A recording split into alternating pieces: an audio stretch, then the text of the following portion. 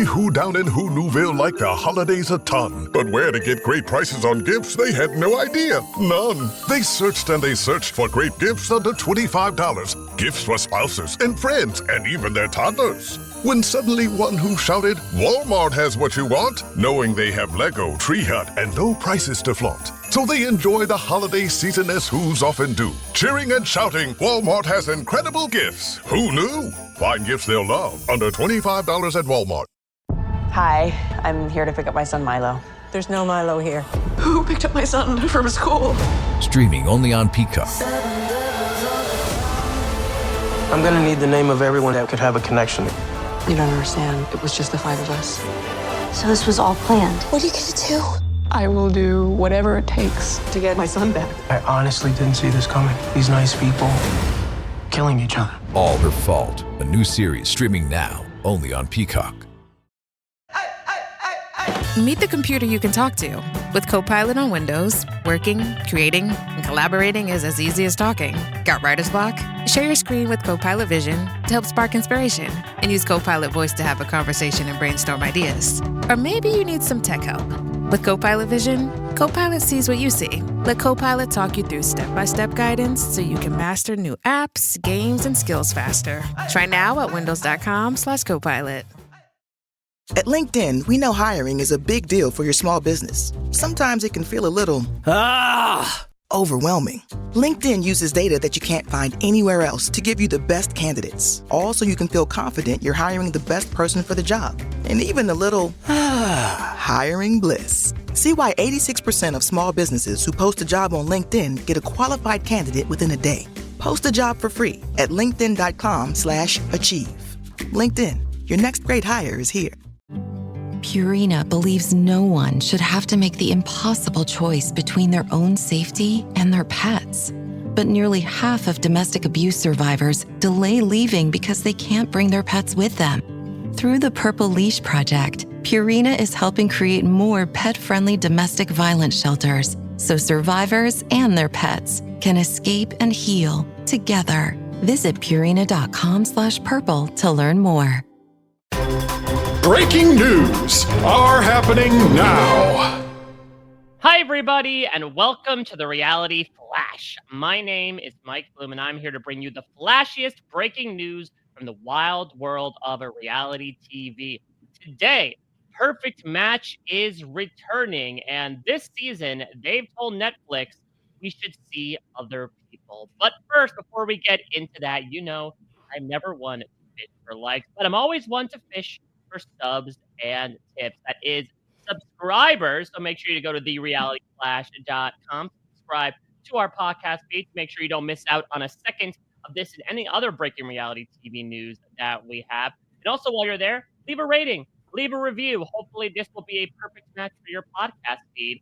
And then, of course, if you see any news out there in reality TV that you want to cover here on the Reality Flash, whether it be big or small, no spam, no solicitations, just tips at therealityflash.com. That's the email address you need to access. Just tips at therealityflash.com. So let us get to the heart of the matter, because Matters of the Heart is the focus of Netflix's all-star crossover reality series, Perfect Match. As much as they tried to really make the Netflix reality universe a thing with Battle Camp, real ones know that it started back in 2023 with Perfect Match. And I'm joined by a couple of real ones, considering they have covered Perfect Match up to this point and will seemingly do so through season 3, which was just announced this week to be premiering on August 1st. First, let me welcome in someone who has had quite the busy summer and will continue to get busy as we watch people probably get busy over the course of this season. It is Kirsten MacInnis. Kirsten, how are you? I'm doing great, Mike. And I think I have one thing that's on brand. It's that I like watching shows where people get busy. So this is the perfect place to have me. Well, we are certainly not alone here. Someone who is also always having his hands full covering all the various romantic exploits of these people out here on our screens is Jason Reed. Hey, Jason. Mike, how's it going? Doing great. You know, got my hands full, like a lot of these people will on TV screens this summer, having their hands full of whatever they want to have their hands full with. I'm doing good. Well, listen, you've got Perfect Match down online. I think there's a good concerted part of the internet that feels like this is the real perfect match. It's what you and Asia have got going on. Fantastic. So this is like the Temu perfect match. Literally, they stole our name after we came up with our podcast name. They stole it for their show. They tried to take off the A and try to pass off as their own. But we all know that a perfect match is the original brand that they stole. Yeah, the concept of a perfect match never existed until you and Asia came up with it. Exactly.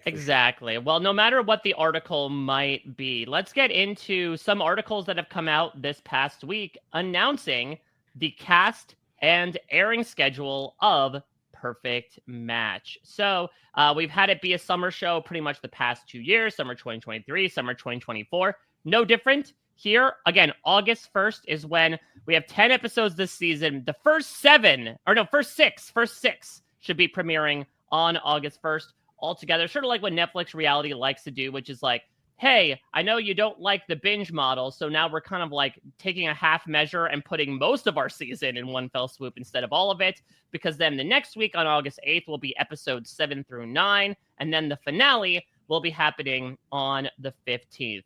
But I would venture a guess, especially considering, the people we are about to get into in this very podcast, to imagine that there's a good amount of people right now who are listening to this podcast who do not know what Perfect Match is.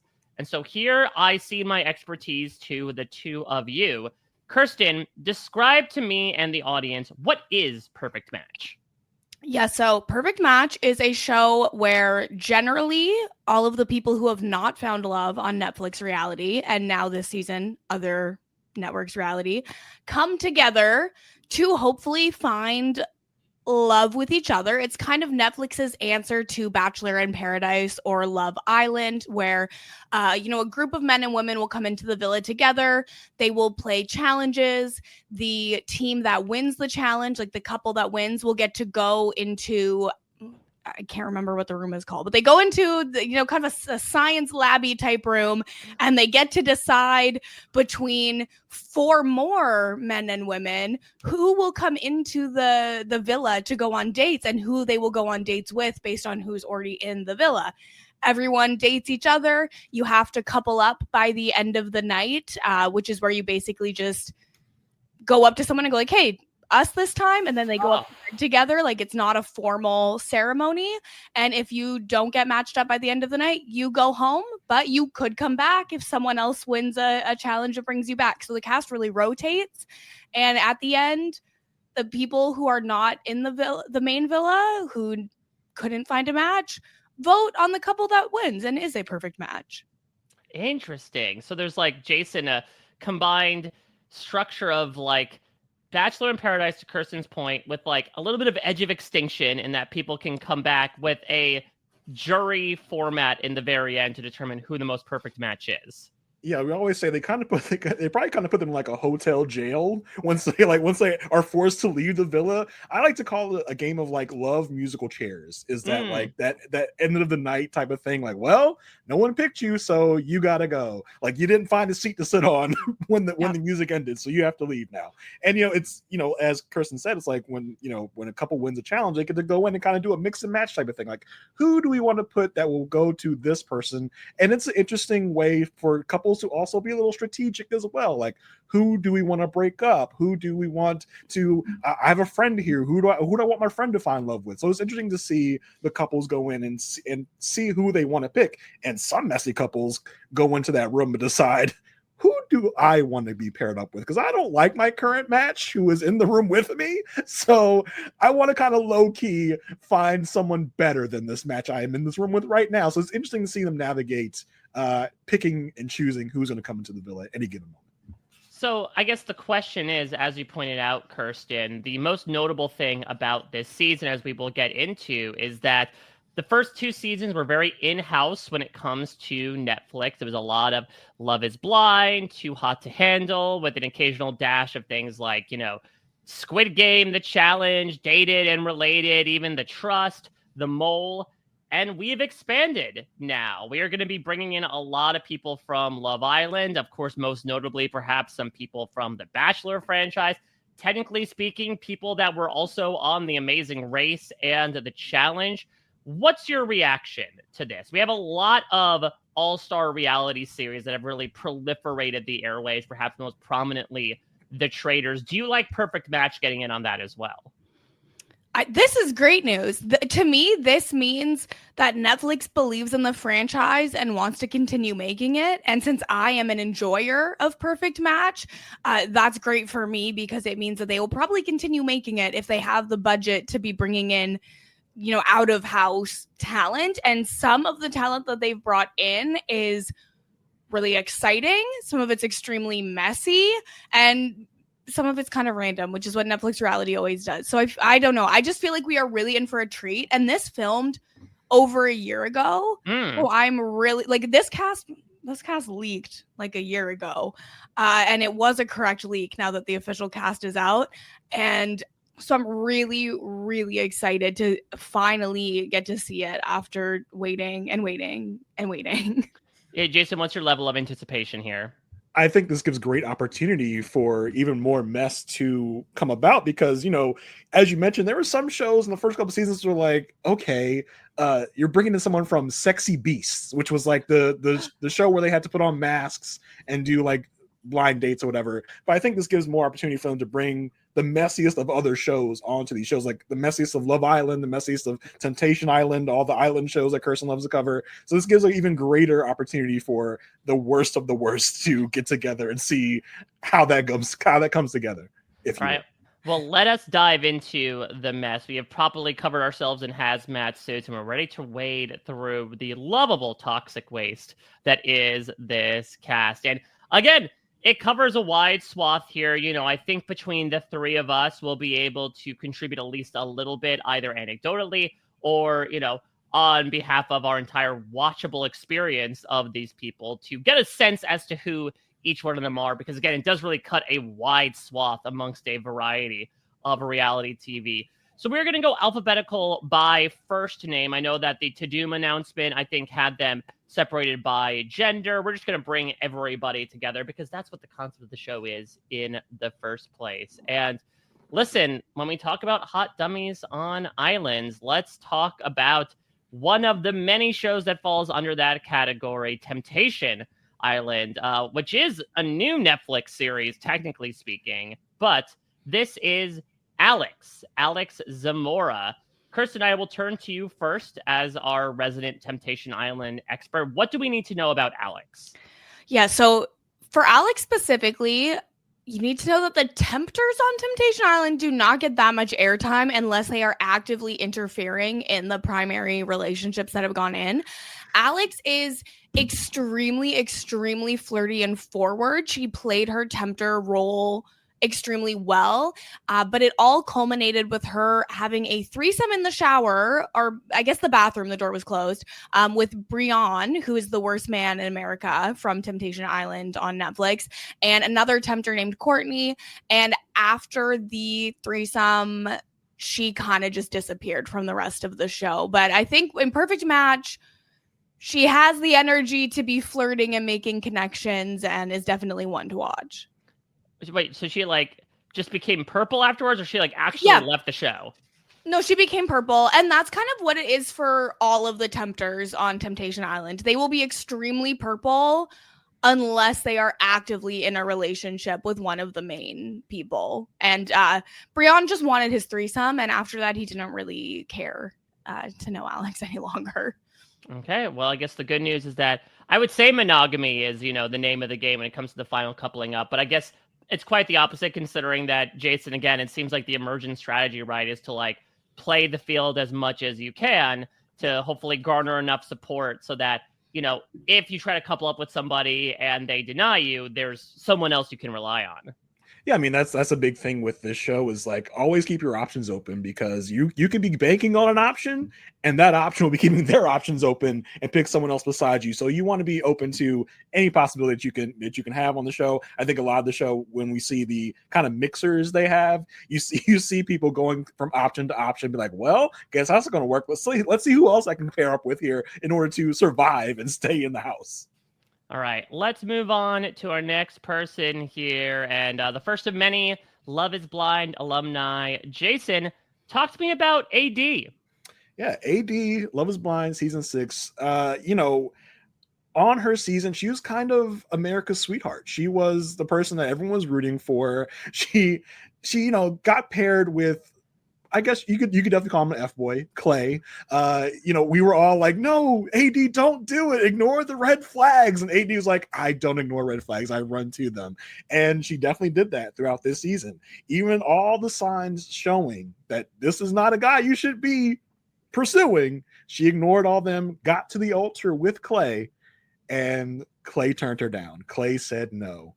And it seems she had no idea it was coming. She was blindsided, and that really kind of turned her into this really sympathetic figure in that season, in that postseason of Love is Blind. So she's really someone that everyone wants to root for. She's someone that everyone wants to see succeed and do well. So it's going to be interesting to see what she's like in this environment, because Love is Blind does not really lend itself to this type of show. It really is kind of this saccharine sweet show of like, I'm trying to find love. Whereas Perfect Match, they throw that in a little bit, like, hey, we're trying to find love, but everyone's just kind of trying to F too. So I mean, it's going to be interesting to see how she does on this show. Oh, that's interesting. Kirsten, I'm curious, like, are there particular shows that lend well to doing well on a show like this? I mean, we talked about this even on something like The Traders, right? Like, oh, you would think that these gamers that come from these social strategy environments would be better maybe than a typical housewife on paper. Is there a typical feeder show for this type of show that does well for Perfect Match? I don't know if we have enough data to fully describe that. I think after this season, we'll have a better kind of sense of it, because now with people coming from like Bachelor Nation and Love Island, like there's going to be more people who are part of, and Temptation Island, like the part of the concept of shows about testing your connection, right? So many of these shows are, oh, well, but you have to, be tempted by other people to test your relationship to see if it's really real. Whereas Love is Blind is very much, you need to fall in love with a person for who they are inside and leap into monogamy as quickly as possible, regardless of if you even know each other that well. And I feel like in past seasons, Jason, correct me if I'm wrong, the Love is Blind people tend to get like a little clingy in the relationships. Well, I mean, the thing about Love is Blind is you're spending so much time talking to each other behind a wall. You don't see each other. So by the time you do see each other, yes, you're a little clingy. In Love is Blind, the kind of messy mess is really in the upfront, in the pod portion, because you have all these love triangles, you have love squares that are competing with each other. So you get that mess up front. And then when you do the reveal in Love is Blind, then it's all about the love story between the two people that decided to be together. So in that way, yes, they can't get a little clingy because they've convinced themselves they love this person they've never seen before. All right, let us get into the next person and the first non-Netflix cast member of many on this season. We're going all the way back, Kirsten, to the CBS days of Love Island, as we are talking about Carrington. What do we need to remember about Carrington going into this show? Yeah, so just some info on season 2 of Love Island. This was filmed during the summer of 2020, where you may or may not recall, we were locked in our homes. It was filmed on the rooftop of a hotel in Vegas. So it was like a very different vibe from all the other seasons in Fiji. Carrington was an OG on the season. He went into a relationship with someone quickly, then was coupled up with a woman named Kirsten for most of the season. And then after Casa Amor, he was with a woman named Laurel and stayed with her to the end. They came in 4th place. He was also on Love Island Games, which was in the fall of 2023. And very sad showing for Carrington. He came in day 10 and was dumped day 11. So not great for him, but he is very tall and kind of like toxic and messy in a way that is fun to watch. Like, if I had to think of men from Love Island before it moved to Peacock, there's not that many that I can think of, honestly, other than Carrington. He was kind of like face of men on the franchise for a little bit. So it makes sense that he would be who you'd go to branch out. Jason, are you a Love Island guy, considering all the perfect matches that are found there? I am not a Love Islander. I only have so much bandwidth for mess and toxicity. You'd love it. No, Yeah, Jason, you'd literally love it. I convinced someone to watch it this year, and they said, "Oh, I thought it would be hard because there's 5 episodes a week, but it's actually the easiest thing in the world." And I'm sad on days with no episode. Yeah, I keep trying to convince myself to try it, but there's just so much going on in the mess world. All right. Well, let's talk about somebody that has been providing the mess a few times over. I would say one of the biggest people to talk about from this cast. And it's still a little unbelievable to me that one of the former leads of The Bachelor is appearing on a Netflix series. This is Clayton. For those that do not know, Clayton originally appeared on Michelle's season of The Bachelor back in 2021. And then he ended up leading his own. I think he came in like 8th place or something on that one. So a little bit of a lower placing considering what they usually pick from in terms of acquiring a lead of the next series. But indeed, he was the lead for the next series in the beginning of 2022. And I would imagine, look, I'm not entirely tapped to the vein of Bachelor Nation. I think with maybe one exception, his run as The Bachelor was largely unremarkable. I think, though, Kirsten, the big advertisement is going to be not necessarily that he is a former Bachelor, but specifically who is joining him from Bachelor Nation within this show. Yes, absolutely. So I am not that tapped in on Batch Nation anymore, but I texted Haley Strong this morning and asked for what the vibe check is on the Bachelor people on this season. And she said, Clayton is very nice, but also dumb. Was a surprise pick to be the Bachelor, and the main story is at the end with himself, Rachel, who's on this season, and Gabby Wendy of aforementioned Traders fame, how he told them he had slept with them both and was in love with them both, and then a few days later sat them down and dumped them both. So it's very interesting. But she also said that Clayton has really, really good chemistry with Rachel. So it would be interesting if they just ended up getting back together at the end of all this. Yeah, I mean, we'll get into this a bit more with Rachel. But Jason, what are your thoughts about bringing a Bachelor lead onto this? Because again, if you talk about the advantage being in the court of people who are used to, entertaining multiple suitors all at once, was that not what Clayton did for an entire whole ass season of reality TV? Yeah, I mean, in some ways, you can say The Bachelor is like the OG love mess show. So it's interesting to see someone from that franchise come over here.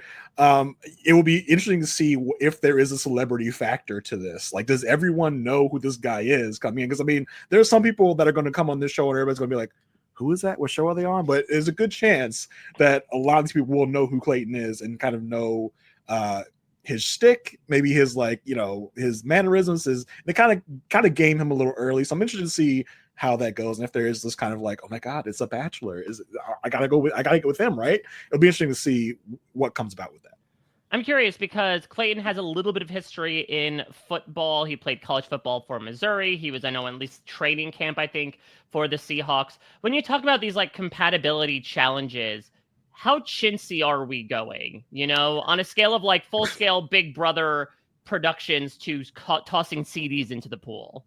The latter, have you seen Too Hot to Handle? It's kind of like that. Okay. Yeah, you can buy supplies for these things at Party City for $20, and you have your production value for your challenge. So athleticism does not mean squat when it comes to this show. Yeah, it might help a little, but it's not the most important thing. They have semi-equitable challenges on Perfect Match.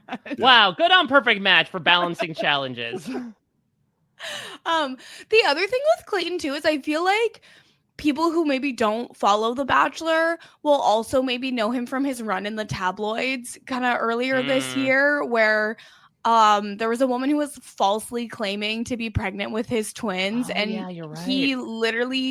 He was like, we never actually had full sex. So you can't be pregnant. And he literally took her to court and won the case because it was a lie. And I guess it was a person who had done that to other people in the past as well. So people might remember seeing that in the tabloids and perhaps be intrigued to hear more about that. Well, let's talk about someone who is not necessarily saying baby to any babies anytime soon, but you might call babe, depending on what situation you're in. Cody Wright from Temptation Island. Is this, Kirsten, the same season as Alex? Yes, this is the same season, the Netflix Temptation Island. And this is where it's like, I don't know this man. Like, cue Keke Palmer, sorry to this man. I could see him on the street and I wouldn't know a thing. Like, he was on the show technically. He was in Hawaii and he was on camera, but he didn't have a relationship with any of the women. He wasn't really on screen at all. So I'm excited to see what Netflix saw in him to bring him back for another show, because no one really was vibing with him on Temptation Island. And to be fair, like, two of the women on Temptation Island were not interested in getting to know any of the men, so he had a much smaller pool to get in with. But I don't know him. I don't think anyone does. Dude, so do the tempters on Temptation Island do they mingle much on Temptation Island? Will Cody and Alex already have some sort of pre-existing relationship? I don't think so. They like the tempters on the opposite villas, I don't think would really meet each other. Like, they might see each other in a group shot, but or maybe they went to a RHAP party together. Yeah, this might be like a Squid Game the challenge situation, only on a smaller scale, where it's like, oh, you were on this season? News to me. Sure, yeah. I guess so. Yeah, except for at least with Squid Game, there was like 1 million people there, so you could kind of understand it. Like, there's only, I think, like 24 tempters total or something like that, but they don't really mix the two villas. So, like, I don't think he'll know Alex that well unless they've partied after the fact. We don't know him. He spent, I guess, 2 weeks sleeping in bunk beds in a room with all the other male tempters, and that was it. Interesting. All right, well, let's get into somebody who might be a bit more of a known quantity here. Daniel Perfetto, but he is from Dated and Related. Now, before you immediately go to complain to Netflix, Kirsten, can you explain the concept of this show, perhaps in spite of the title? So, Dated and Related was a show where, you know, very much kind of in the Bachelor in Paradise type thing, lots of people coming in and out, everyone kind of dating, except for everyone who came in was partnered with someone that they were related to. So Daniel entered Dated and Related with his sister Julia, and then they both dated separate people outside of each other. It was not make that firm enough. I need to be so clear. The title implies incest. There was no incest on the show. I got to give the credit, though, to Netflix. Like, that's the most ultimate form of clickbait I've heard in quite some time from a programming perspective. You're like, what? What? I got to tune in. Yeah, and so I don't really remember the details of Dated and Related well, so I apologize that I'm not the best historian here, but he was one of only 2 successful relationships that came from Dated and Related, and that relationship really only ended because he's Canadian and his partner was from the UK, and so the long distance didn't really work out for them. So he might be really good at finding a relationship in the perfect match context. But also, this is people from all over the world. So he might just end up in the exact same situation again. Very, very true. Jason, I mean, this is like a blood versus water scenario, right? Where it's like, can he be on a show without his sister? Can he do as well without the moral support of the sister? I don't know. It's going to be interesting to see, because I mean, this will be my first time seeing Daniel, so I don't know much about him at all. So I'm interested to see how his previous experience plays for him here. Oh my God, imagine if the sister was like an intruder, like an unannounced cast member who shows up halfway through, like, you need some help, Daniel. Call in the backup. What if they didn't know and they're like, you know what? We're going to put Daniel on a date with, what's the sister's name, Kirsten? Julia. We're going to put Daniel on a date with Julia. That should be interesting. They look like they could be a match. Yeah, exactly. They have the same last name. They have something in common. I mean, I don't think it shows the last names on the little screen when they're picking the dates. So it could happen because I don't think everyone is studied up on Dated and Related. But I think we would know if Julia was on the cast. So thankfully, marked safe from Daniel and Julia being sent on a date. Let's talk about another international cast member here. We're talking Love is Blind, but Love is Blind UK. Freddie, more white on white here. And I'm going to talk about the cast makeup. Kirsten, have you watched Love is Blind UK? Love is Blind in general is kind of my blind spot when it comes to love shows. So thankfully Jason will be able to fill us in. What about you, Jason? Yeah, Freddie is another kind of darling of the Love is Blind universe. He's like overall just looked at as a very like really good guy. He ended up getting paired. He paired himself basically with kind of a woman that ended up treating him pretty disrespectfully. It was pretty it's kind of like I think they kind of termed her as like an ice queen, Catherine. Ice on cream. that season. Ice cream. I love ice cream. I would just love that. Like you have, everyone on Twitter being like, "Oh my God, she's such ice cream." Honestly, that's great. Like, I love when people say, like, it's like when someone says dog eat dog instead of dog eat dog, or someone said a scapegoat on Love Island recently. Like, yeah. But Freddie, Freddie looking awfully vanilla here. Is for sure. And he, thinking back on Freddie, he was a little vanilla on this season. He's a really good guy. He came out of the season looking really great. So I think it's interesting when you have these characters that come out of their seasons so pristine and unscathed. It's interesting to have them on this franchise where you could very well be really trip up and be looked at as like kind of skeezy, kind of like, oh, you were talking to me yesterday, now you're talking to her. It's like, well, that's kind of the concept of the show, but I think they really kind of make it look like, oh no, you're a two-timer. Like, no, that's just what we're supposed to do. But so it's interesting to see when these people that are looked at so well come on this show to kind of, I don't know, it might mess up your reputation, who knows. But I'm interested to see what Freddie does, because he was kind of a lady killer on his season in the pods. So let's see how he does here when he has a lot of choices, a lot of options. Jason, I saw that there was interviews after the season where Catherine said, like, oh, a lot wasn't shown. Like, maybe Freddie's not the golden boy that he seems to be. Do you believe her? Do you think that could be true? Well, listen, reality shows are littered with people that, that say they got terrible edits and you didn't see the real thing. You didn't see the whole thing. Who really knows? There was a lot of fodder there that Catherine put on tape to kind of show her side, and whether Freddie is smart enough not to show that side of himself, or they decide to edit the show in a certain way, who knows? All right. Well, we shall see if Freddie's reputation will melt like a nice scoop of ice cream. Let's move into one of the rare alumni from a competitive reality show to make their way onto Perfect Match. But it makes a lot of sense to see her here, and I'm talking about Hannah. So Hannah is from the second season of the Netflix iteration of The Mole, and maybe the final iteration, because it has not come back in a couple of years, and it doesn't seem like it's going to be on the horizon. But I most remember Hannah because of the showmance that she struck up with Tony, who certainly, made his presence known on Battle Camp earlier this year. But I remember very particularly, like, there was a very early mission where it was like, the longer you sit and wait for an exemption, the more money gets detracted from the pod. And basically her and Tony kind of like led the charge to basically sit on their hands and be like, nope, until you get up and guarantee we get the exemption, we're just going to keep losing money all the time. And so I wouldn't exactly call her like a villain in the season, because again, this is a series that's full of moly behavior.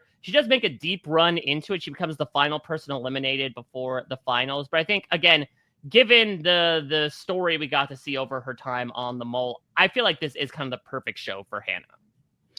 I feel like episode 2, she and Tony were making out in front of all of the other people. So if she's ready to have a showmance, then she's going to the perfect place to do so.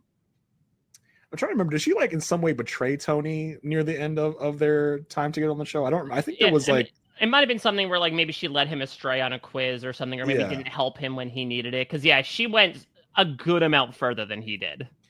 I mean, was it a missed opportunity to not have Tony on Battle Camp, but save him for Perfect Match? I mean, not to say you can't be on both. We have one person at least that was on both here on this season. But would you have wanted to see Tony paired up with Hannah on this season? See if they could have rekindled what they had on The Mole.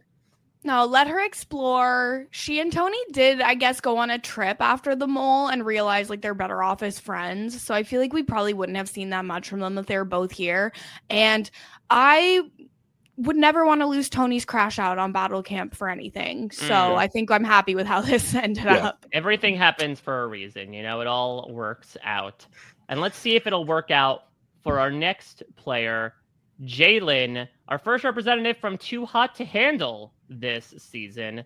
Kirsten, talk to me a bit about Jalen.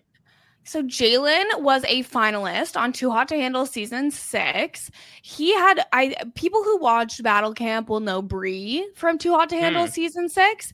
She was like the main character of the season, and she left with someone else, not Jalen.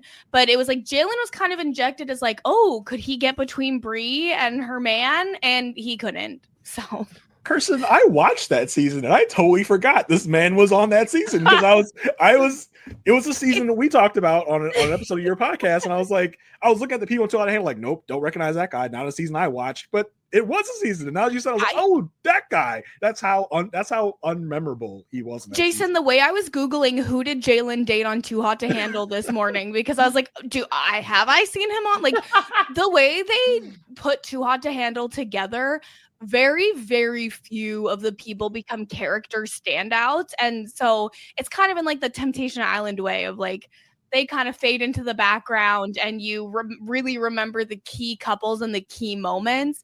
And Jalen just wasn't one of those, but I feel like for him being nice and fine, like he wasn't horrible. So hopefully he can find love at Perfect Match. And I mean, he has a shirt on, and with the Too Hot to Handle people, when you put a shirt on, you're like, it's like putting a mask on their face. Like I don't remember who this. Well, it's because he knows Lana is always watching now, so he's just like extra buttoned up. He fears that there might be more fiduciary recompense for that. I feel like the Too Hot to Handle is also really tough from that from that perspective of memorability, because I feel like they eliminate like 2 to 4 people. And then everyone's in the finale. I mean, I watched the first season. That was even worse because literally everyone made the finale basically and everybody won. Here, they at least have only a handful of winners, but it's still really tough to distinguish people when, again, I'm speaking from a very certain perspective, when you're not eliminating them every few episodes. Yeah, it makes it tough because you can't have like new characters really emerging. You kind of like pick your characters at the start and they're who you care about through the whole season, and they don't ever leave, so there's no opening for more like showtime for new people.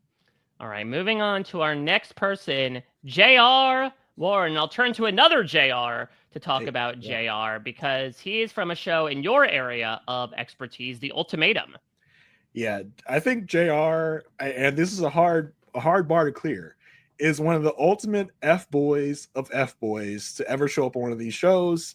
Wow. For those not familiar with The Ultimatum, what happens is you come in as a couple that is already established, and you get to go into trial marriages with other people from other couples. Trial marriages. Trial marriages. With a stranger. What could go wrong? So it's Temptation Island meets Love is Blind, essentially.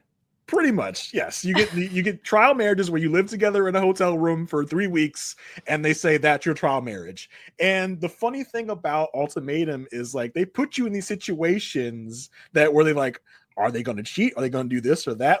And when you do it, they're like, oh my God, he cheated. And that's kind of what JR did. And the thing about Ultimatum is when they separate the couples, they say, oh, this is your ex now. You're no longer together. You're broken up. So you can do whatever you want. It's kind of a push and pull of like, will this person make out with someone they're not supposed to make out with? Because technically they are still in a relationship. JR was somebody that saw this opportunity and ran with it. He was like, oh, I get to freely make out with someone and with no repercussions. I'm down. And you know what the best part is? He's here with his trial marriage partner. So this is going to be super messy because they were a very messy couple on that season. So this is going to be really interesting. I'm happy that JR is here because this is the ultimate stage for him to have his F-boyness revealed. And like, I mean, it was already revealed. It's more opportunity for him to be in more mess. So I'm happy that he's here because he was a despicable person on his season. So that's kind of what I love to see on this show. How long ago did his season film? How fresh is the wound of their relationship? He was on the most recent Ultimatum season. The queer version of the Ultimatum is airing right now. Right. Ultimatum, the most recent one, it was not too long ago. I don't remember. I don't have the dates fresh in my mind, but it was pretty recent. It's the way I thought they only did one season of the regular Ultimatum and then switched straight to Queer Love. Yeah, they've had 3 seasons of the straight people Ultimatum, and he was on the 3rd season of it. So yeah, I'm excited to see how messy he's going to be. But so he didn't actually cheat because he was married at the time. Yeah, exactly. Yeah, he was trial married. Technically infidelity. Yeah, exactly. You love when they take advantage of the technicalities. So he technically was trial married to someone else, and his person that he was in a relationship with for 5 years, they were technically broken up. So 5 years?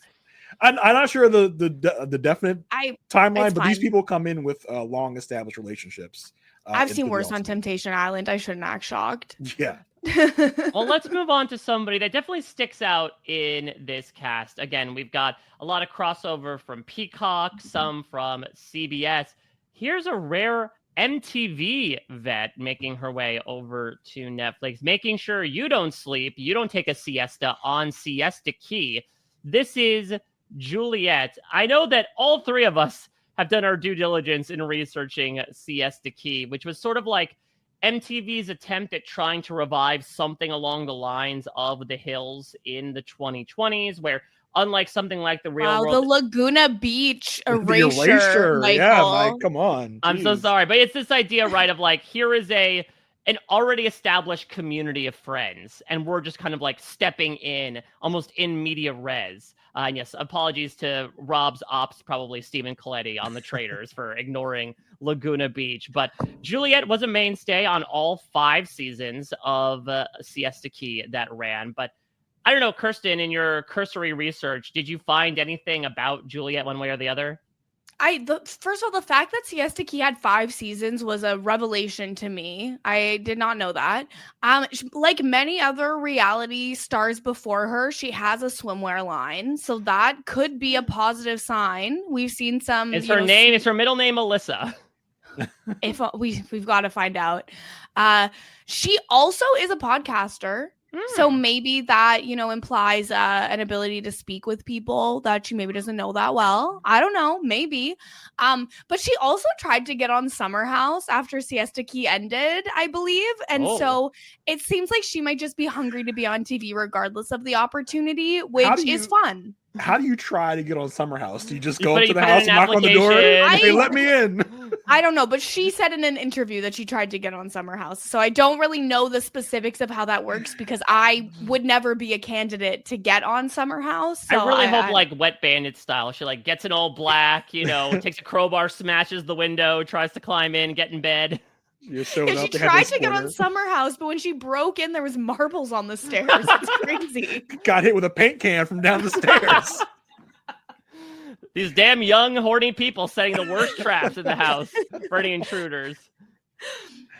No, yeah, I think, for what it's worth, it seems like she was, at least in the first season, the center of a lot of drama. I mean, you look at these episode titles. The first episode of Siesta Key is titled Romeo and Juliet, Juliet's Bahama Drama, Juliet's Midsummer Dream, Juliet Interrupted, and the finale is Juliet's Great Expectations. Yeah, it sounds like a dose of main character syndrome. I mean, from what I read on this Entertainment Weekly rundown, she was the original narrator and star of MTV Siesta Key. Now, my full knowledge of Siesta Key is watching The Challenge and seeing commercials of Siesta Key and imitating welcome to Siesta Key. This is how we do it in Siesta Key. Was my breadth of the knowledge of Siesta Key.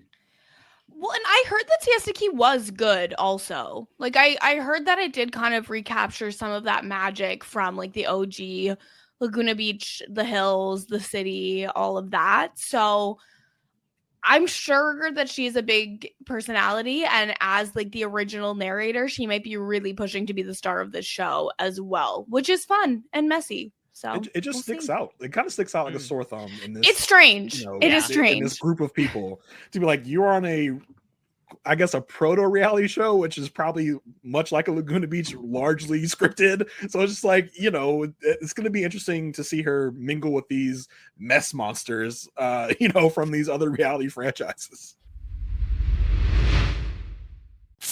Hello, I'm Diane Morgan. If you know who I am, you know who I am. If you don't, who cares? I'm here to explain Italian Time, a holiday phenomenon where Italians throw away their clocks and gather for eternity with San Pellegrino. I've been at this party so long that I've eaten 5 courses, hugged someone's grandma twice, and been offered a job in the family restaurant. So this holiday season, make sure to bring enough San Pellegrino to last you through the meal, the after meal, and the entire goodbye ritual. San Pellegrino, holiday on Italian Time. Kraft mac and cheese is the best thing ever. It's even better than pop music. You look just as natural enjoying us at age 13 as you do 55.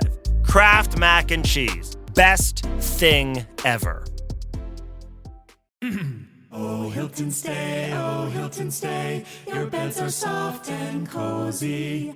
No lumpy couch, no stiff futon, no shower line at crack of dawn. Oh, Hilton stay, oh, Hilton stay. When you want holiday comfort you can count on, it matters where you stay. Enjoy comfortable rooms and friendly service when you stay with Hilton instead. Save up to 25% this season when you book with Hilton. Hilton for the stay. Terms apply. This episode is brought to you by McAfee. Swimsuit, passport, phone with VPN activated. VPN? Cell phone service is going to be spotty on vacation, so we'll be using public Wi-Fi. Sounds sketchy. Exactly. The networks can leave your personal info, like credit card numbers, exposed to hackers. McAfee's secure VPN lets you browse and bank safely from wherever, whenever. Learn more at McAfee.com/online protection. Abercrombie Kids is bringing the cheer all holiday season. And winter break means it's time for new outfits that are both festive and comfy. The last thing they need? New cozy coats for every occasion. Celebrate the season with Abercrombie Kids in the app, online, and in stores.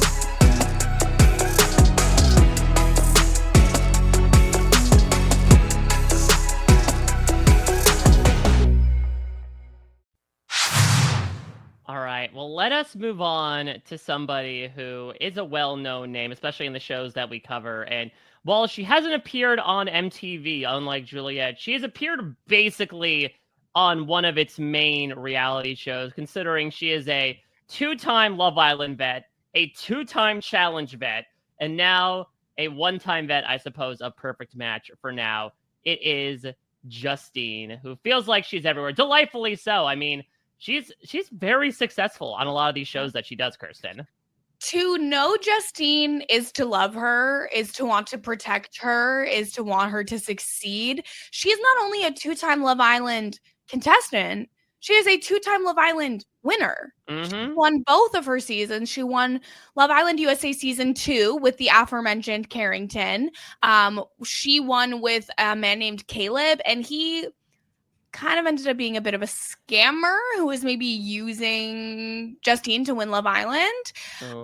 She, of course, was on the Challenge USA and came in third in the final, which is sort of by default, a big old tie for third. Goku. Yeah, but to me, she earned it, and the others maybe didn't earn it because she's Justine and she can do no wrong, which is something that everyone's going to need to get on board with as we go into Perfect Match. And on Love Island Games, she paired up with Jack from Love Island UK, and they won together but did not date long term. I do think a pro strategy to win a game is get into a relationship with Justine. Yeah, and listen, I think luckily the last thing we got to see of her before this season, Jason, was her winning Love Island Games and not her being partnered up with Johnny Bananas on the Challenge World Championship. Oh my God, I forgot that she was even paired up with the Bananas on that one. But yeah, I mean, Justine, she's so charismatic. She's so bright. I think she's going to do really well here. I think she's going to be the apple of a lot of people's eyes. Hopefully on this show, because unfortunately, to talk about the elephant in the room for Perfect Match, Black women they're not treated very well on Perfect Match in the past. I think that might change with a lot of the people we have here. So we'll see. I think Justine's charisma is undeniable. So I think she's going to do really well here. And she's a proven recipe for success on a love show. So hopefully she can break that glass ceiling and people will treat her with the basic respect she deserves, because if they don't, I'm coming. That's the thing is it's odd to say that, she has all the skills required to win Perfect Match. But from what you've been both describing, this idea that it is largely a love show, but it can mix some strategic elements in there depending on the way you play things. She kind of has both in spades, in that obviously she has a lot of experience being able to find partners in various ways, but also she knows how to be fiercely independent as well and be able to make her way through a bit of the gameplay elements as well. Now, the question is, will people know that and remember that and use that against her? Very large question, but we shall see if Justine makes this, 3 for 3 or maybe 3 out of 5, depending on the shows that you're talking about, which is still a ridiculous streak. Yeah, and I think the fact that Justine has so many connections, she's a reality TV vet, so it'll be interesting to see how many of these people she's already interacted with or how many people she already knows, and the pre-existing relationships that she has coming in, how that's going to either help or maybe hinder her. So that'll be something will be something to watch in the season. All right, let's move on to our next person here. It's a familiar sight to the Netflix reality universe, considering we just saw him on Battle Camp. From Too Hot to Handle. And I remember, Kirsten, when I did my preview for Battle Camp, I turned to your sage wisdom for the Too Hot to Handle people. And you said that this guy, no, it's Louis, right? It's not Louis. Louis. It's Louis. Louis was like the guy to talk about from Too Hot to Handle. So talk to me about him. And he still is. So Louis was on season 5 of Too Hot to Handle. He broke the rules a bunch, but did kind of like redeem himself a little bit, so he was there the whole time. Season 6, he got brought back as the first ever returnee on Too Hot to Handle, and it was like, look, you can be an example to all these new horny people about how there's a way to be. And he was so bad and broke so many rules that he got sent home early because he just cannot contain himself at all. Like, I don't know. He has no self-control whatsoever. And then on Battle Camp, he immediately jumped into bed with Brie as soon as she walked in as well. So this man is so charismatic and so horny and so messy.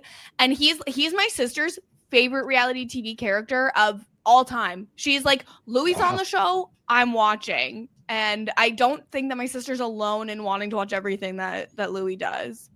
Oh my God. So Jason, given Louis' predilection for, using the rules as pure suggestions rather than boundaries, does that portend well in a show like this where, again, it could be a lot of this sort of square dance, like, hey, grab a partner. Sounds like he's not afraid to just kind of overstep people and be like, nope, they're mine now.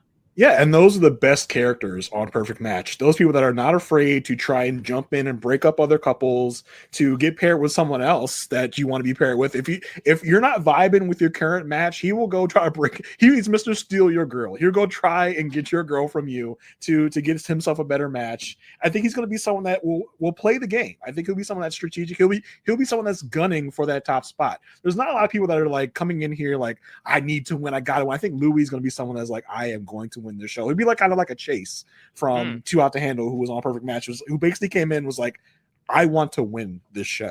Like, I think Louis would be someone like that. Louis and Justine relationship? Could happen. Could happen. I mean, if you know you're a baddie when you come into a show like Battle Camp that is not about love and you make it about, hooking up and romance and all that. He was the only one to come in and do that with Brie on that season of Battle Camp, pretty much. And so he's a certified lover boy when you do that.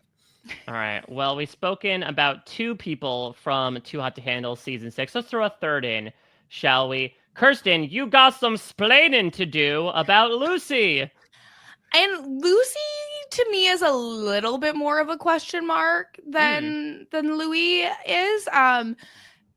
I believe that at the start of the season, she was a little bit more into breaking the rules and really trying to seduce people. Of note, season 6 of Too Hot to Handle was the first time people applied for the show and knew what show they were going on versus getting tricked and scammed in seasons 1 through 5.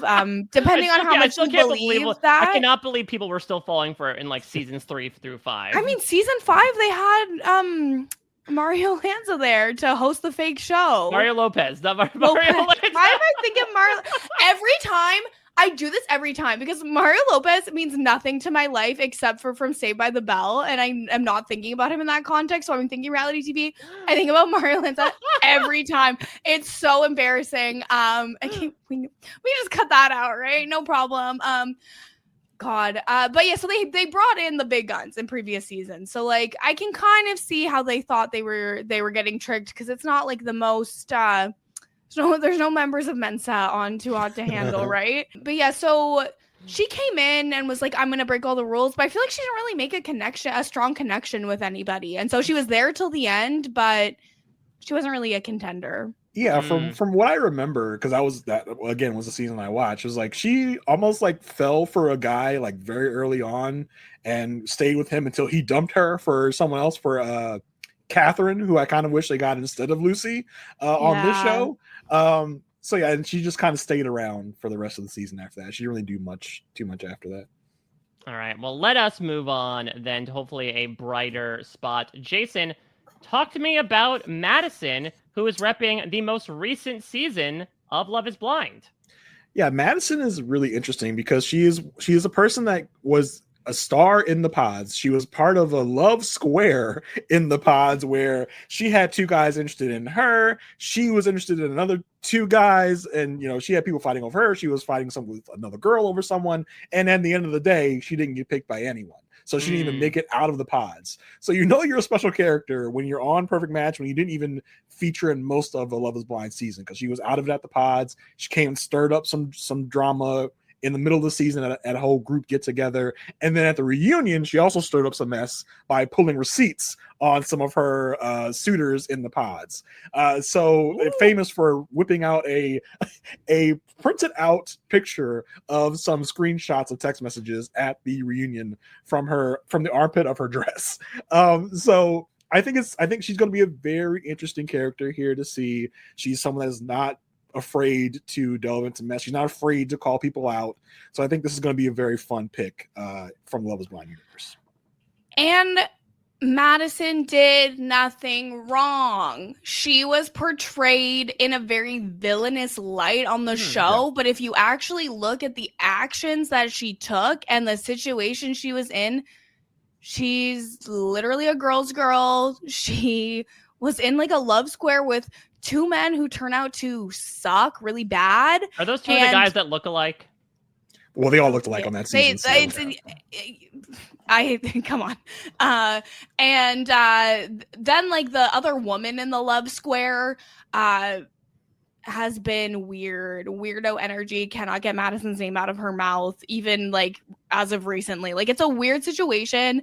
The fact that Madison was portrayed as a villain on the show boggles my mind, because I was watching the whole time like, I like this girl, she's so fun, oh, she's making good points, and then everyone online was like, she's the worst person I've ever seen, and I can't believe she would do any of this, which was ridiculous. So I'm so excited to see her in the Perfect Match Villa because I'm a big fan.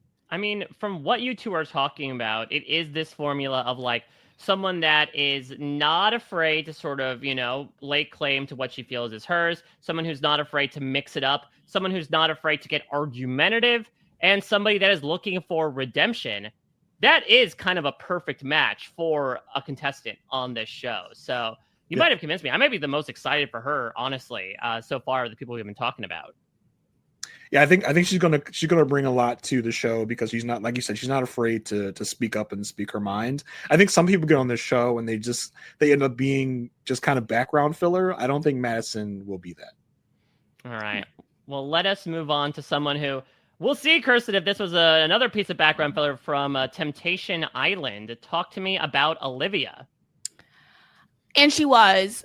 Here's what I know about Olivia. She was a tempter on Temptation Island. She had no storyline.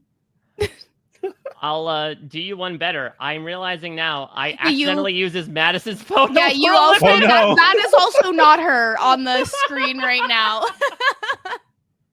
Maybe that's indicative of the footprint she has in the Netflix reality universe.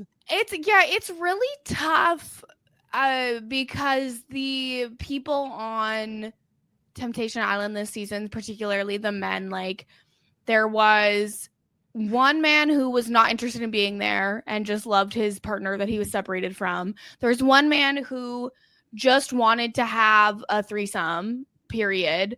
And then there were two men that are like kind of like shitty gaslighters, and none of those four men were interested in Olivia, so we don't really know very much about her. I'm excited to see her. I feel like they You can do see her right cast... now, by the way. This is I'll add her. This is what she looks like. I apologize to Olivia. That's what she looks like. Olivia, I want to know you. Okay, I want to know you, so I'm excited to get the opportunity. So now I'm so intrigued, Kirsten, because I do believe this is the last Temptation Island cast member we're talking about. Why did they choose these three? You know, were there other tempters that stood out in terms of entertainment value that you would imagine would have been on this show before these three? There were a couple of tempters that I would have been more interested to see. So in particular, a woman named Kay was a really big part of the relationship with a man named Taylor. But I think the problem is, I think Perfect Match filmed quite quickly after Temptation Island filmed, and so I think a lot of the more interesting characters were still a little embroiled with each other and not able to go, and so I think that's the problem. There was also like one of the tempters turned down a date with Brianne at one point because she was like, you need to be nicer to your girlfriend and women in general, so no, I will not go on a date with you. Brianne also went on a date with someone where he was like, oh, I just want, you know, a Christian woman, and I'm so glad you understand that. And she goes, when was your last threesome? Like there was some women calling out some of these men in the villa, and I think that they would have been more interesting, but they might have been embroiled, or maybe they weren't interested in going out on another dating show after being trapped in a villa with Brianne, Grant, Taylor. Quite valid. Let's look ahead to our next cast member here on Perfect Match. We're going across the pond once more, Jason. Tell me about Ollie. Yeah, Ollie from Love is Blind UK. You know, another seemingly kind of like the thing about the Love is Blind crew from the UK is those interesting seasons because it wasn't like one of the drama-filled seasons you would get from a normal like Love is Blind season. So Ollie came on, he matched himself with a woman, and he was one of those people that in the pods, he kind of had a love triangle. And the worst thing you want to have happen when you're in a love triangle on the pods is that the other person you're in that triangle with is matched with someone else that goes to the little honeymoon or retreat after the pods. So he kind of had a situation where he had to kind of talk to his ex on the retreat, and there was a lot of scuttlebutt about, oh, why were you talking to your ex? How are you talking to your ex? And the woman that he kind of got matched with, they kind of ended up just kind of fizzling out. So there wasn't a lot of drama, not a lot of scuttlebutt with Ollie and his partner on that season. So it's going to be interesting to see how he does here. I think he's a tall, good-looking guy, so I think he will be up for grabs for a lot of women in the villa here. So very intriguing to see how tall is he? He looks like 6'5" or over. Well, he's also shot from a weird perspective where I guess his feet are more far forward than the rest of his body, so his shoes look massive compared to his head. I think those are just his feet. Those just his feet, Mike. Those just his feet. He's just got big feet, big shoes. He got them big feet. He got them big feet, Mike. What, does he design like Kingdom Hearts? Like, why are his feet so big? Well, see, and Jason and I both went to the same places, which is why we normally need an adult on a podcast. Yes. Well, is the adult in the room with us right now? Not right now. She's in Texas. She's Asia. She's our adult supervision on that podcast. Yeah, we need her. We need her so badly because we say big feet. Me and Kristen are like, oh, well, I mean, there's a reason probably. But yeah, Ollie is going to be interesting to see how he does with. I think he's going to be a ladies' man here. He's going to have his pick of the litter. So yeah, I'm excited to see Ollie and what he's going to do here. All right, let's move to a very known quantity, especially when it comes to RHAP, because believe it or not, a Perfect Match contestant is someone who has appeared on Rob Has a Podcast in multiple stints, making, I believe she said, her second appearance in the 3 shows that she filmed this year. QT, Corey Tyler, back on our screens from... That's our colleague. Yes. I did a Dancing with the Stars podcast with her probably shortly before or after she went to Perfect Match. So hopefully she found a dance partner, much like she talked about on the show proper. So for those that don't remember, QT originally appeared on The Circle. Someone coined that probably the most strategic season of The Circle. She was a part of that. I think probably the most memorable thing from her is that she got into a showmance with a guy named Miles. And there was also a sequence where like she had been rated the top influencer. And because she was partnered with this guy, Jordan, he was like co-influencer alongside her, and he was trying to like really aggressively will her to get rid of somebody, and she just basically like left him on red and left the chat and said, nope, I'm making my own decision. And for those that might know her, like, she has a history of fandom with these competition reality shows. She is a massive Big Brother fan. In fact, before she made her reality TV debut, went to the RHAP Big Brother show in LA, still wants to get on Big Brother. And I think Kirsten also showcased in Battle Camp a bit that she could, you know, wield her knowledge as a cudgel. After watching Battle Camp, I need to see QT on live feeds. Like, she has the whole package, right? Like, she is so smart. She's so charismatic, easy to talk to, and she's 10 out of 10 stunningly beautiful as well. Like, and she's been out here posting these Pilates videos the last little bit, and I'm like, face card never declined, body's tea, everything. Like, I am so excited to see her on a dating show. She has said that Perfect Match was the hardest show she did out of the 3, and so I do worry that maybe she was not treated with the love, respect, and affection she deserves. And once again, like, hold me back. I'm coming. I mean, this is going to be the first time we really see her in this type of environment. So it'll be interesting to see how she deals with that, because I don't know if that's going to be her bag, is to be, you know, flirting with multiple men at the same time, having to pick between these people having to pick her or reject her. So I'm very curious to see how she deals with that. And she, like we've all been saying, she is a star. She's a reality television star. You don't get many stars nowadays. She's a star. I mean, she's right up there, I think, with probably Justine as like a star of reality television, someone you want to see on every reality show out there. So, and you know, will any of these men be worth QT's time? Probably not, but great, excellent not point. Worth the quality time with QT. Excellent point. She's also, QT is like a romance novel girly, so maybe that implies that she's a bit more of a lover girl. We've never really seen her in a proper dating context before, so it'll be interesting to see that side of her. And the interesting thing about seeing a lot of these people before in other reality shows, we have feelings about these people already coming into the first episode, so we're all going to want to protect QT's heart. We're all going to be out there with pitchforks for whoever treats her badly on this show. And I will be.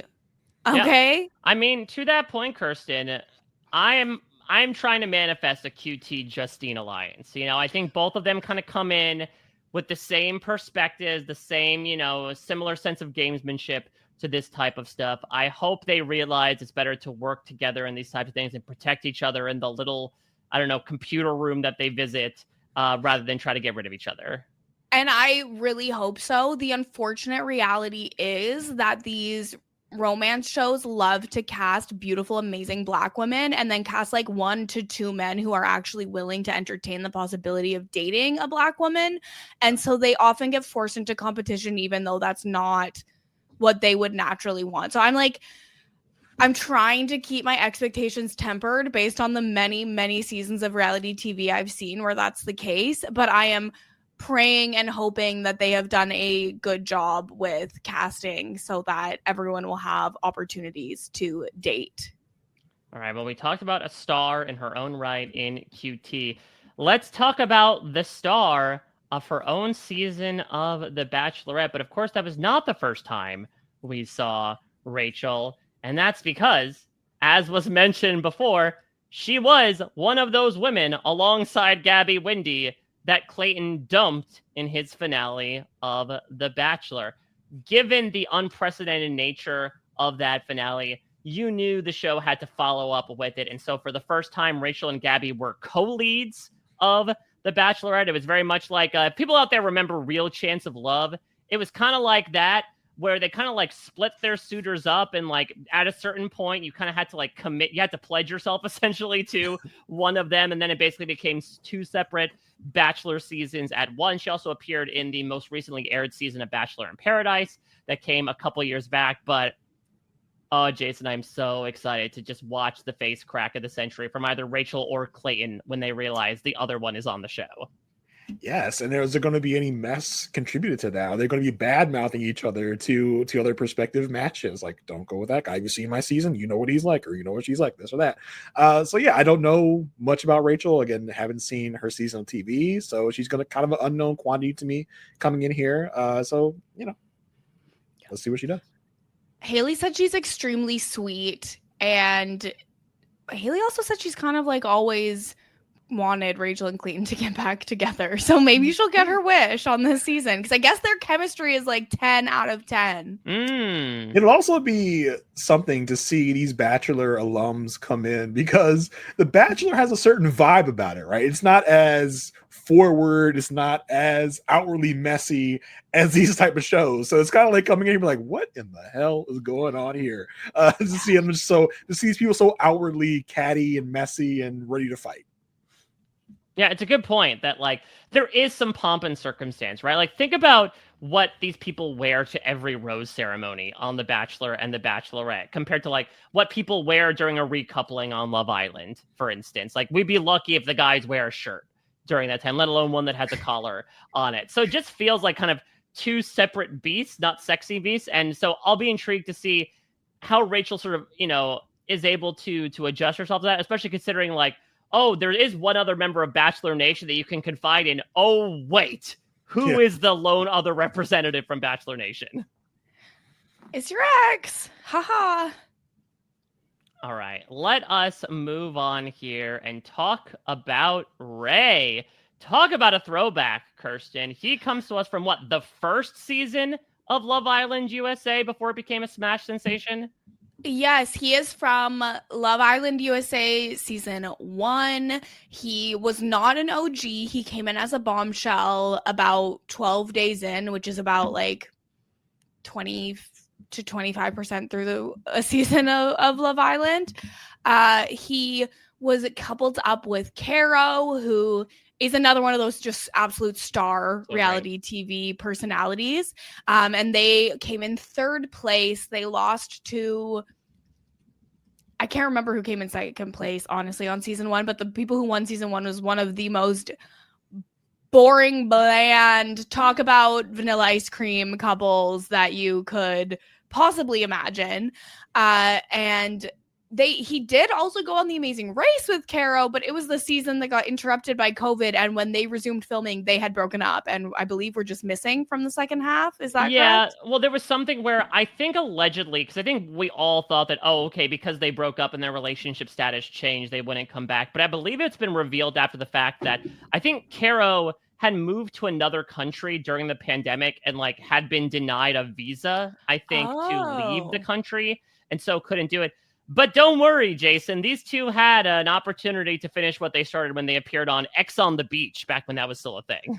Oh my God, I didn't realize they were on that show. On the beach. Geez.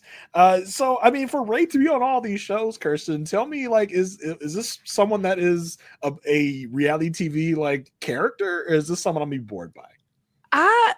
I think you might be.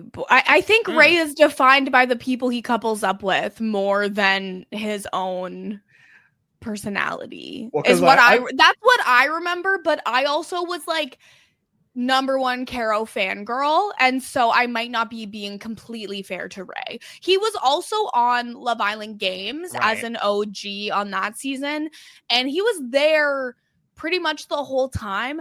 I'm having trouble remembering the specifics, but I feel like he had some behavior on Love Island Games that was a bit off-putting. So I cannot remember the details though. So please take that with a heaping spoonful of salt. I'm curious to see how he does on this one. It's a very off-the-wall pick. Note that anyone coming from Love Island is almost exclusively from the early CBS days, except for the last one who we haven't talked about yet. Yeah, which is real. I mean, I don't know. Maybe it's a contractual thing. Maybe Peacock really to your point, except for this one exception, kind of has them on a leash to a certain extent, or maybe it's because it became such a smash success on Peacock. You're not getting anyone from the last couple seasons, so it's all right, well, I guess we're pulling from the well with Ray. But I mean, the thing about X on the Beach too was that Ray had 3 exes come over the course of the season. Carol was one of them. She came in episode 1, and I think was eliminated in episode 3. But 2 other exes showed up over the course of it. And so if you're looking for somebody who is not afraid to like be in an awkward living space with somebody who he was previously shacked up with, which I imagine happens often on Perfect Match, it seems like Ray's right at home with that. Interesting. Yeah. So I think that he'll be comfortable in the environment. I don't know how much we will get from him. I think it really depends on who he's interested in, and who's interested in him is what kind of gives him a little bit more sparkle on these shows. All right, let's move on to our last couple of cast members here. Jason, talk to me about Sandy from The Ultimatum. Yeah, so we talked about JR earlier. This is JR's trial marriage partner. And they almost immediately made things very steamy in their trial marriage. They were very affectionate to a certain degree. They'll say they got busy to a certain degree, and it looked like from the surveillance cam in their apartment, they got busy to another degree. Ooh. So this is going to be very interesting to see how they interact on the season, because they were hot and heavy until they weren't. JR was very much more into Sandy than Sandy was into JR. At a certain point, it kind of felt like Sandy was almost leading JR on. He was taking it a lot more seriously than she was. And by the end of the trial marriage, JR was like, hey, so we could probably do this, right? And she's like, oh no, sweetie, I'm going back to my original guy, who she didn't actually even end up really going back with by the end of the thing. So she is someone that I think is going to get in here and really play the game real hard. So it's going to be really fun to see her mix up with people, and the fact that JR is in here as well is going to just add another layer on top of the mess. So that's the big question I want to know, and I'm sure is on all of our lips, is like, based on the way that they left things, do you expect things to rekindle and the surveillance cameras to capture more unsavory footage? Or do you really think like, oh no, it is too acrimonious between the two of them, they're going to stick to their separate corners of the game? Oh no, I think on night 1 they might hook back up again. I think that it could definitely happen, especially if they find themselves in a situation where they don't have any other option. It's just like, all right, fine. It was a very kind of like, it was a very messy situation on their season, but I don't think they came out of it with any hard feelings either way. So I do think that there will not be a lot of barrier to hooking back up again once they see each other on the same season. I love this. I did find out that at the time that they were on The Ultimatum, she was 27 and her partner was 38 giving her the ultimatum, which I was like, okay, so I'm on Sandy's side probably forever. Well, and on that season of The Ultimatum, her partner that she came into it with ended up being extremely toxic, an extremely bad guy. It was kind of the perfect situation that The Ultimatum wants. It ended up with this guy like knocking on her door with her and her trial marriage partner, like, Sandy, come help me. He was crying, like Danny sobbing for Sandy. Yeah, so it was a whole ass mess.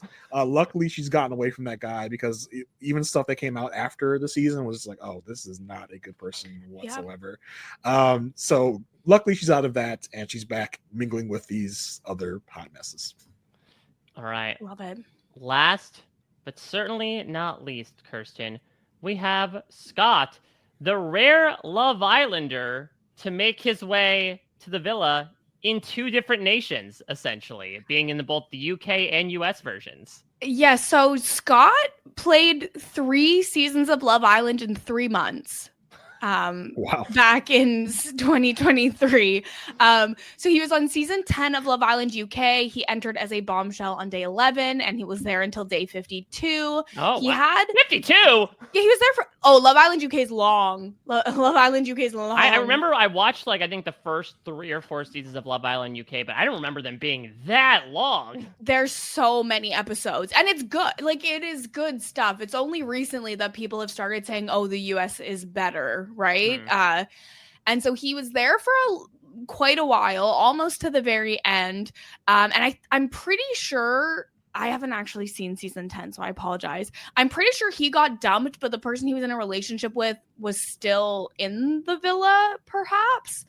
But they were not meant to be, because less than 1 month later, he went into Love Island USA season 5. He was a very late entry bombshell after Casa Amor. And one of those like last, like, dash, yeah, one of like, the, hey, if you need somebody to partner up with, here you go. Yeah, he was very, very late in. He kind of, I believe that he coupled up with Cassie briefly before Cassie went back to the toxicity that was Leo, which I would love to see Cassie on Perfect Match or any other love show, because she would be very, very fun. She's very messy, very entertaining.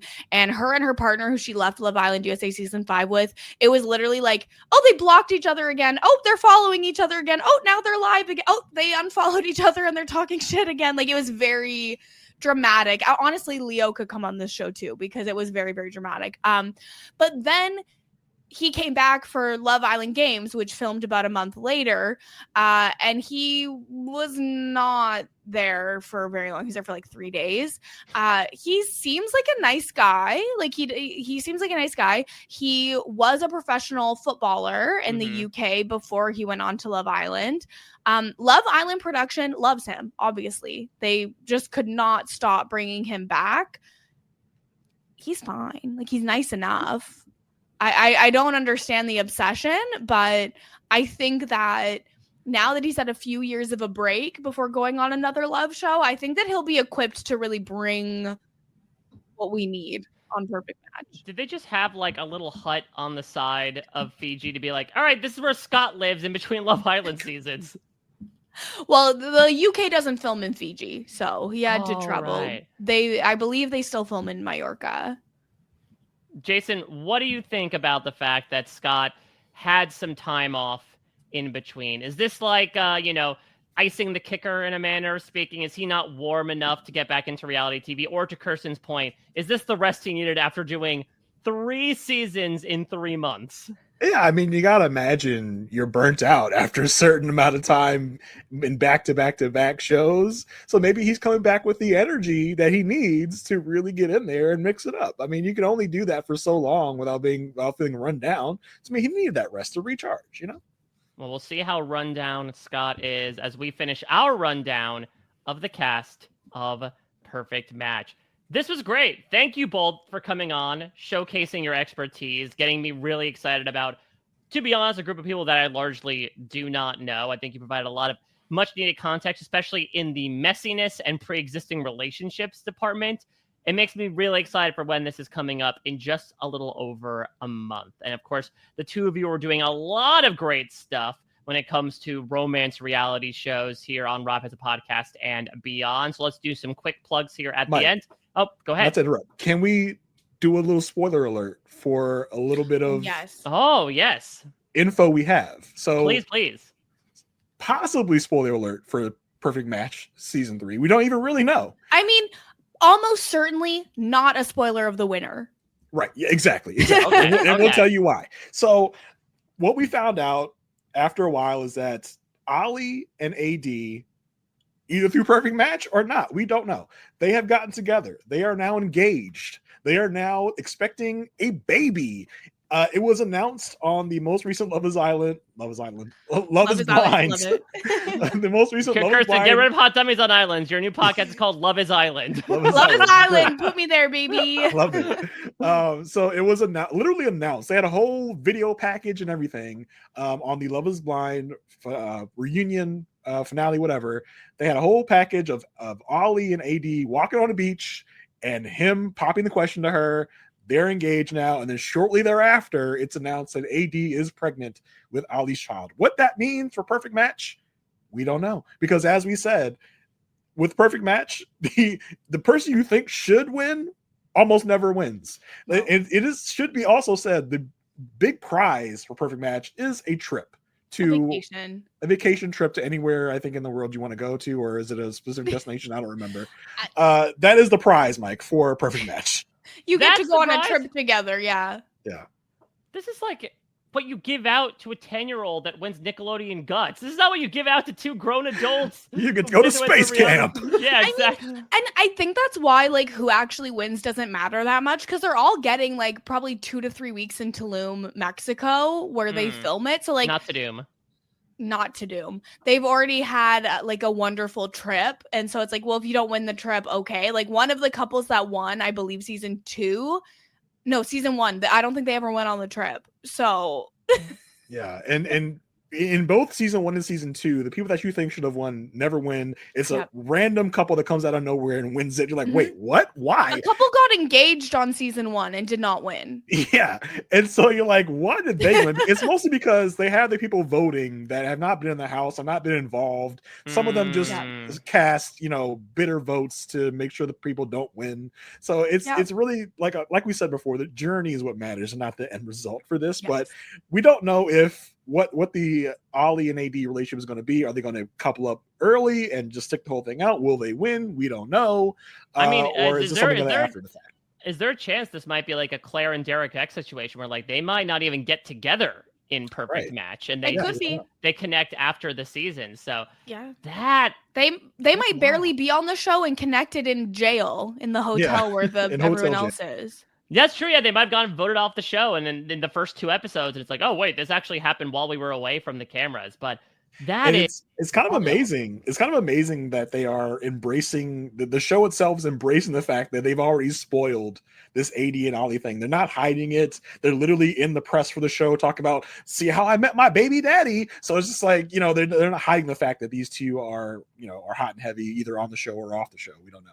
Well, and that makes a lot of sense because I remember reading up on this and I heard, Perfect Match Season 3 was announced on the reunion on Love is Blind. And I'm like, why? I mean, I guess it's a feeder show into Perfect Match, but why would it be announced then? I mean, maybe the Nick Lachey connection, but like now this makes more sense. This is the direct connection between the shows. And they've done that before to advertise Perfect Match. They have people that from Love is Blind, previous Love is Blind seasons that are on the finale. Like, hey, you're not on this Love is Blind season, but hey, you're here to say something, right? Like, yes, I'm here to announce that I'm going to be on Perfect Match this summer. So, I mean, it is a good promotional tool to get people to watch Perfect Match. But this was even far beyond that. And I guess the more I think about it, again, Netflix never releases their numbers, but like, correct me if I'm wrong here. I believe Love is Blind is the most popular Netflix reality show, right? So if you're announcing another show, it would make sense to do it on Love is Blind. Yeah, definitely in this realm of Ultimatum, Perfect Match, Love is Blind. In that realm of things, Love is Blind is the king of those like reality love shows. So yeah, it makes sense that they would use that as kind of a promotional tool to make people watch Perfect Match.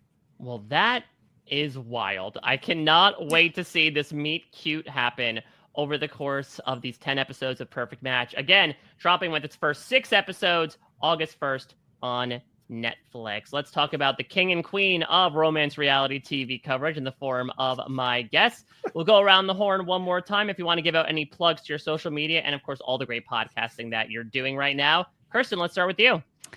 Yes, you can follow me everywhere at Kirsten Said What. Currently, Brian Scally and myself are covering Love Island USA over on the new We Know Love Island podcast. You can go to weknowloveisland.com for that.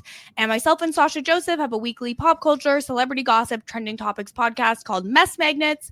And we'd appreciate if you go check that out as well. Thanks, Mike. I will continue to espouse what Kirsten said to Jason, like, watch Love Island. I mean, it's tough because we're obviously over the halfway point right now, but at least catch up. Watch the TikTok clips and check out Kirsten and Scally's. Check out Kirsten and Scally because they'll fill you in on everything you need to know. Basically, watch the most important stuff and then get the background from them. That's the ideal way to consume this show. All right. Oh my God. Jason, what about you? Yeah, you can find me on my podcast, A Perfect Match with Asia Welch. Survivor 47 contestant Asia Welch. She makes me put that in there every time I talk about our podcast. You can find us on our podcast, Perfect Match. We just started a Patreon podcast to talk about the Married at First Sight show because Married at First Sight is on hiatus right now on new seasons. So we're rewatching old seasons. We're doing that on our Patreon. So go to patreon.com/Perfect Match podcast to check that out with me and Asia. Also, you can check me out on my podcast, The Good Pod, where me and Marissa Garza are rewatching the show, The Good Wife, having a lot of fun doing that. Also, me and Marissa are talking about a couple other scripted shows right now. We're talking about both The Gilded Age and The Bear. We're talking about The Gilded Age on our show, The Gilded Pod, and we're talking about The Bear over on Whirlwind Podcast. So you can also check that out from me and Marissa too. Yes, it is an odd combination, Mike, but we're odd people doing odd things. I mean, listen, The Bear and Squid Game also came out within like 2 days of each other. So it's a weird TV landscape. And Jason, you are taking it on with an incredibly adept hand. Thank you both again so much for coming on to the Reality Flash. As I said in the very beginning, if you all out there have any news that you want me to know about and talk about. No spam, no solicitations, just tips at therealityflash.com. Give me a tip or two about everything that's going on in the wild world of a reality TV, and I'll be back in your eyes and ears with that information, hopefully in due time. And go to therealityflash.com to subscribe to this podcast. Do not miss out, because as is indicative on this very podcast, these reality shows that film, as far back as like a couple of years ago, might all of a sudden pop up and say, hey, we're airing now. And so you want to make sure you know who these people are, what they're doing, and how to find out what's going on. And I've got you covered there. That's going to do it for this episode of The Reality Flash. Thank you all so much for listening. Kirsten, Jason, thank you both so much again for all the insights that you provided. I'll return in your eyes and ears soon with more reality TV news that you need to know as it breaks. Until then, everybody, you've just been flashed.